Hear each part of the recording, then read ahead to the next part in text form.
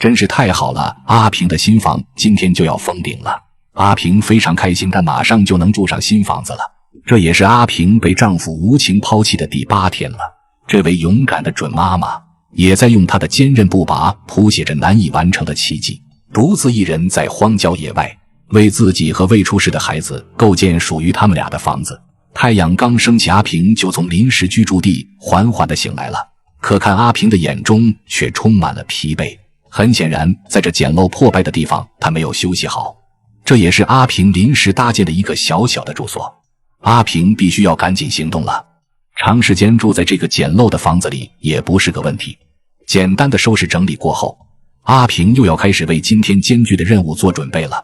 他来到了后山市森林中，目光锁定在一棵棕榈树上，他要砍下一些棕榈树上的大叶子，为自己即将盖好的新房添砖添瓦。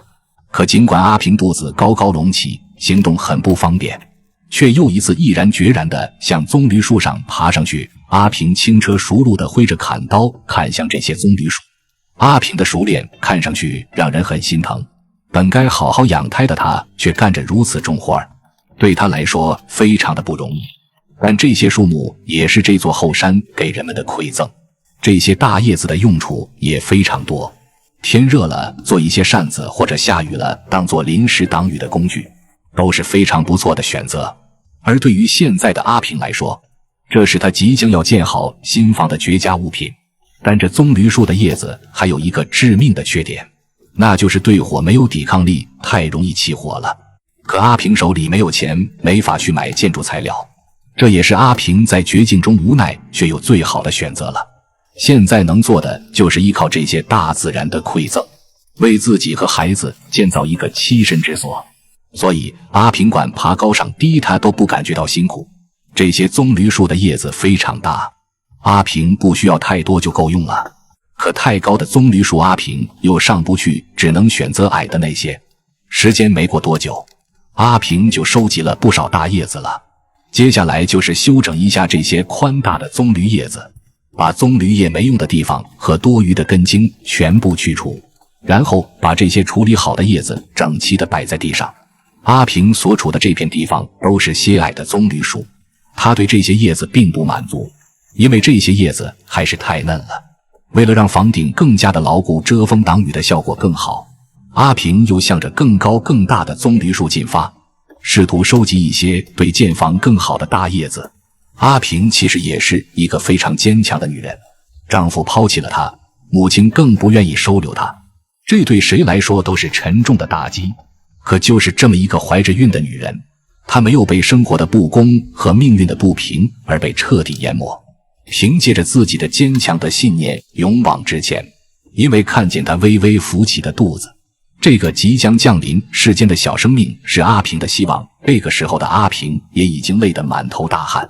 这些树上长着很多尖尖的枝头，如同隐藏的暗器，阿平一不小心就会划破他的手指。然而尽管如此，阿平也没有停下手中的动作，因为他知道这些棕榈叶是目前最好的材料了。每一片大叶子都将成为婴儿抵御风雨的坚固屏障，每一片叶子都凝聚着他对未来的希望，每一片叶子都承载着他的坚强与不屈。这些内心深处无形的信念让阿平在这艰难的环境中保持昂扬的斗志。时间很快过去，经过阿平的不断奋斗，阿平已经收集了很多这些大叶子了。数了数这些叶子的数量，应该已经足够今天用了。先把这些分散的叶子全部拖到一个地方，然后便准备拉着这些叶子回家了。阿平很着急，他想今天就完成搭建的工作，因为在那个临时的庇护所睡觉太不舒服了。今天如果能完成搭建工作，夜晚睡觉就不会再感觉冷了。阿平收集了很多这些棕榈叶子，那肯定是不能全部带走了。来反4、5次以后，阿平才把这些叶子全部拉回来。回到庇护所之后，阿平就开始对这些棕榈进行进一步处理了，要把这些长势很大的棕榈树全部分开，因为太大了也不利于阿平搭建房顶，太小了中间有缝隙反而漏雨。把这些大叶子从中间分成2半就是最好的形状。凭借着自己的努力，阿平的新房已经在慢慢成型。相信阿平用不了几天就能全部完工了。真希望早点见识一下阿平的新房子，也希望阿平的日子会越过越好。